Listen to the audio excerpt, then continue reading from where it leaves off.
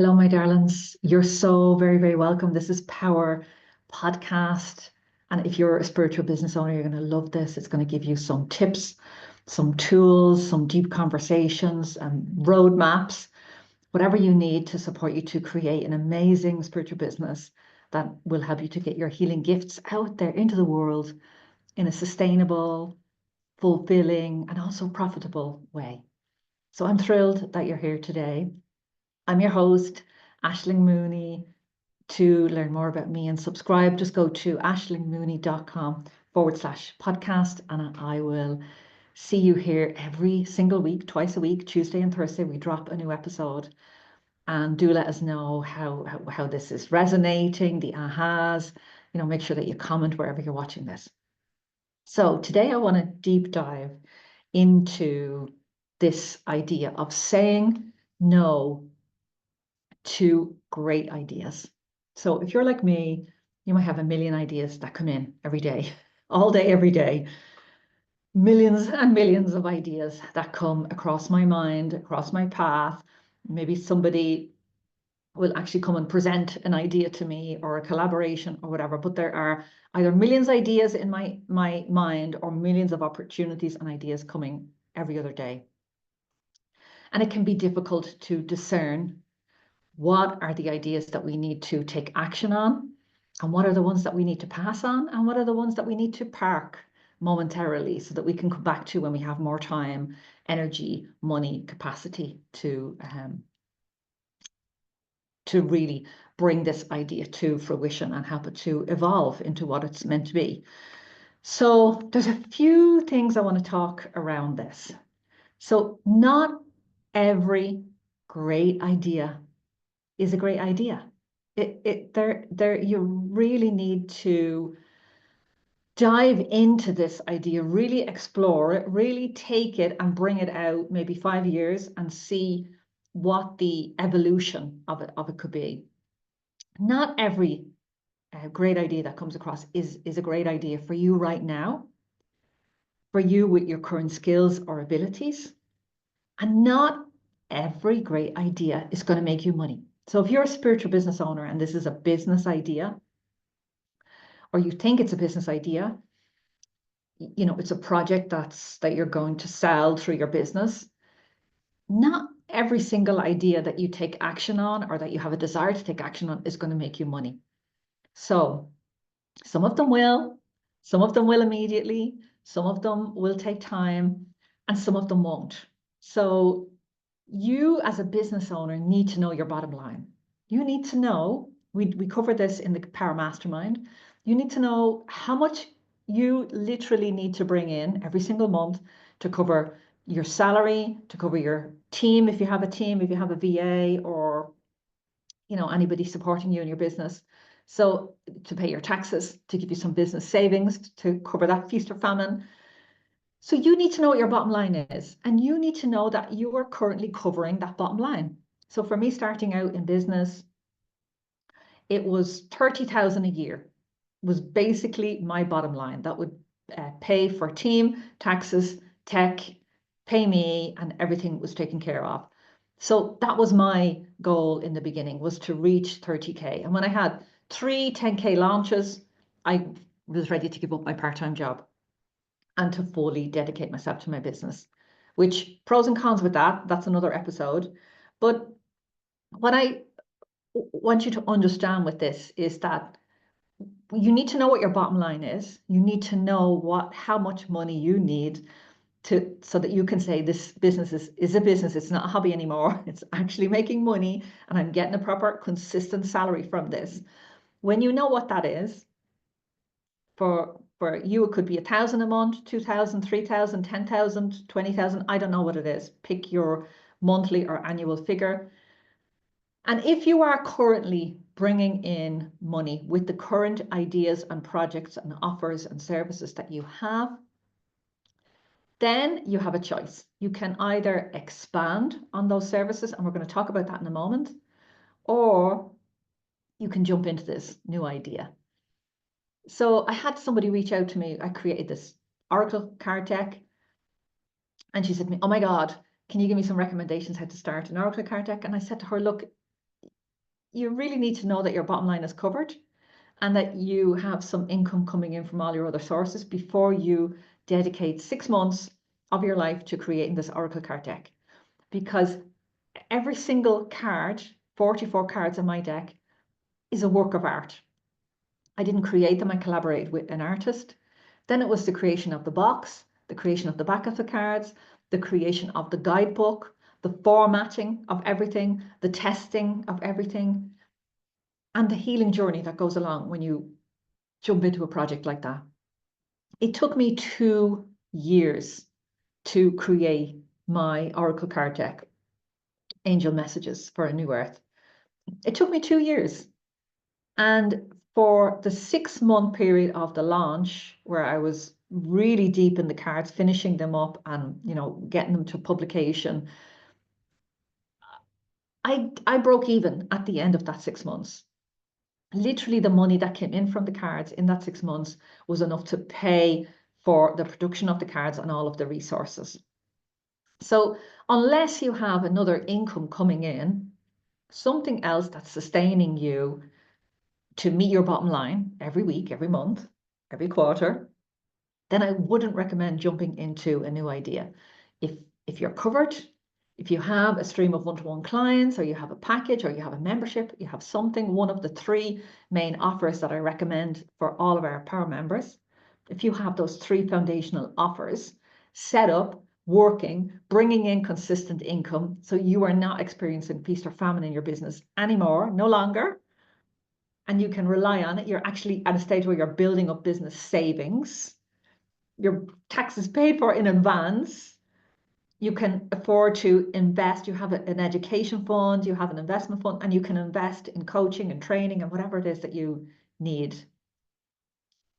When you get to that level, when you have those offers, if you're there, go and be as creative as you want, with this new idea.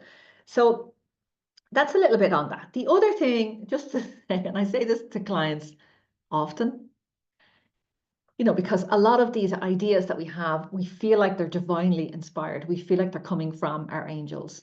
And, oftentimes they are. They are in a download or an inspiration.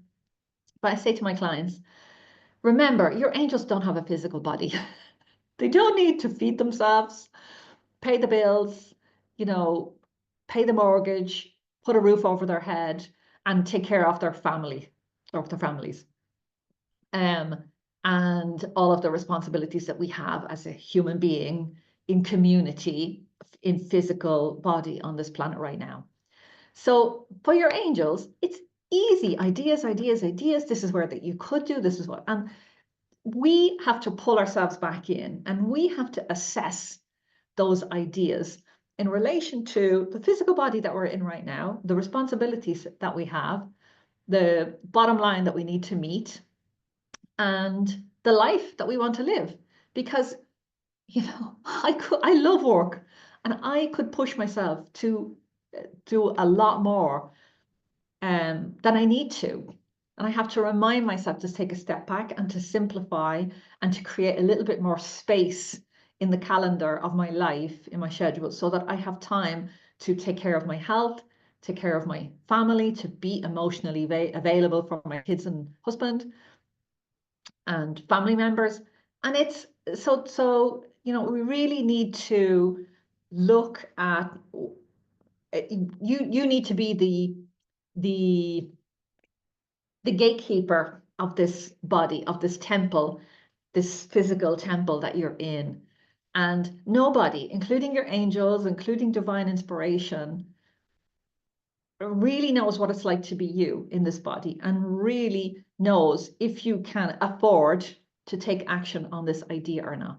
So, and I have jumped out the window in my life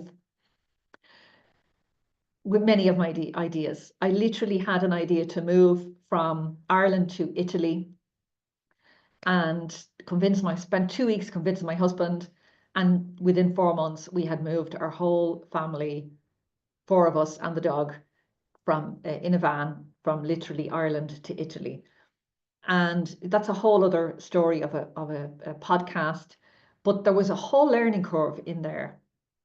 And the first 6 months were really difficult. And I had to give all of my emotional intelligence and availability to my family to help us settle.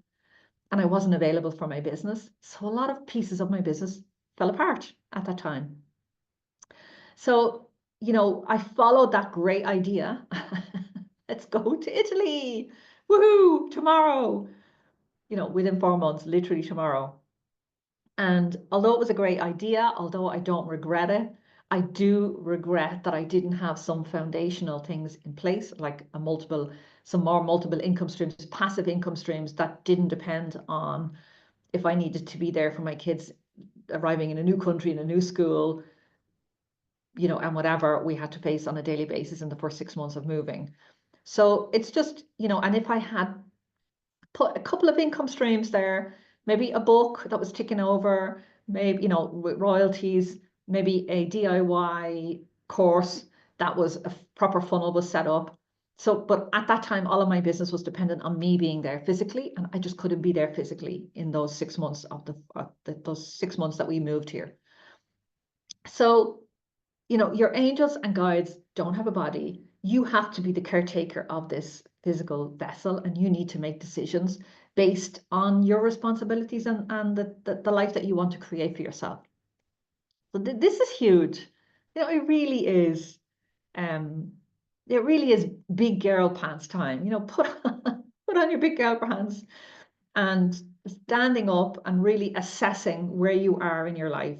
It's about empowerment. Where are you in your life? Where do you want to go? And allowing divine inspiration and guidance and your angelic support and help to support you towards your dreams. Sometimes those dreams are, I'm going to say always those dreams are in alignment with source, with if you're connected, if you're a light worker, if you're doing your spiritual work.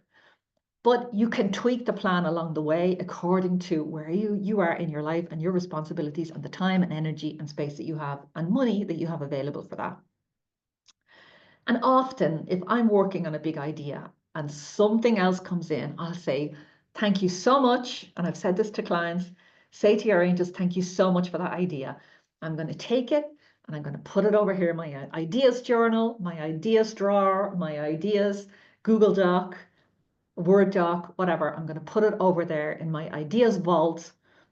And when I have time, I'm going to come back there and choose from those list of great ideas and figure out what one I could implement right now that would complement where I am in my business and according to what your goals are. So I also want to talk about what are you avoiding? So this is something to really think about. So often you already have the big idea. You've already been given that big idea. And it's a glimmer. You're creating it. You're building it out. It could be that you had some Reiki. You had a health issue. You went and had some Reiki that supported you and it helped you. And you decided, okay, I'm going to train in this and I want to show everybody and talk to everybody about this. And then as you trained and you began to teach and you began to do Reiki sessions, you thought maybe I can create a business on this, and your idea is already forming, and your particular life experience package along with that healing energy of, let's say, Reiki, IET, whatever, is unique to you, and that's the vehicle for you to bring your healing out into the world, your big idea. So and that will start to evolve and change, and it might start as Reiki one-to-one sessions, and in 2 or 3 years that might evolve into healing trauma from past lives. That's maybe where the evolution of that healing sessions evolve. As you begin to heal your own past life trauma, as you begin to, the clients that begin to become attracted to you are asking the same questions. You identify that it's always a past life, there's always a root cause there. And so this idea can evolve. So most of us, I would guesstimate that we already have our big idea and we're already evolving it. And we have these other ideas that come in, and sometimes they can be ourselves distracting us from evolving this big idea, this path that we're already on. It can be a distraction, a diversion, pulling us off left, right, and center so that we don't focus on this path. And that can be a protection mechanism. That can be you, oh my God, if I really go big with this past life healing package, all my family and friends are going to know that I'm doing this healing work. Maybe it doesn't work. Maybe I'm making this up. Maybe I didn't heal myself through this. Maybe it was other factors, which usually is a combination of factors. Maybe I'm not really good enough. That's a big one. Maybe I'm just a complete fraud and this is not, this is not my thing and I've made a mistake. So all of the fear and the doubt and the anxiety and what if people don't like me or like my stuff or like what I say or like my sessions, what if people ask for their money back? If people say nasty things when I go live, I don't look good, when I don't feel my best, maybe, whatever. All of the SHIT. Another great one is, when I start saying that I'm in business and start asking for money, this big block usually appears that when it's, I can't ask for money for my healing gifts. That's something that we usually start with, and it can continue to be there unless we really address that issue. So this, it can be a diversion. It can pull us off. We already have our big idea. We're already walking that path, but then all of the fears, obstacles that come up to block us. And it's like, oh, maybe I don't have to deal with this. Maybe I don't have to deal with any of this. Maybe I can just go and create something brand new over here in the corner and get busy with that and not have to ask anybody for money or not have to share my skills and not have to be visible. So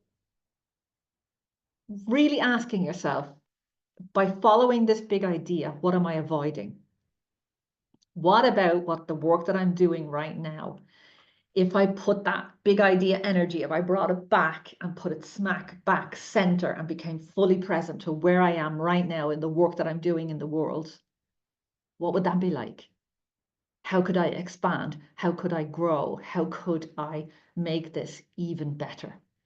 And what if I take this big idea and it becomes part of this path that I'm on? It's not something different. It's something that will complement the work that I'm on, the path that I'm on, the sacred contract that I'm fulfilling with each and every step. So there's a lot of what ifs. I want to leave you with a quote, one of my favorite quotes from Elizabeth Gilbert, and it's from her book, Big Magic, recommended to everybody. And she says, don't make your creativity pay the bills in the beginning. And it's coming right back to that idea that we first started with, that not every good idea is a great idea and not every great idea is going to make you money. And you really need to know your bottom line before you jump into anything beautiful and new and look at all of the things that we spoke about in this call. I really hope that this supported you. Please leave a comment down and just let me know your biggest ahas.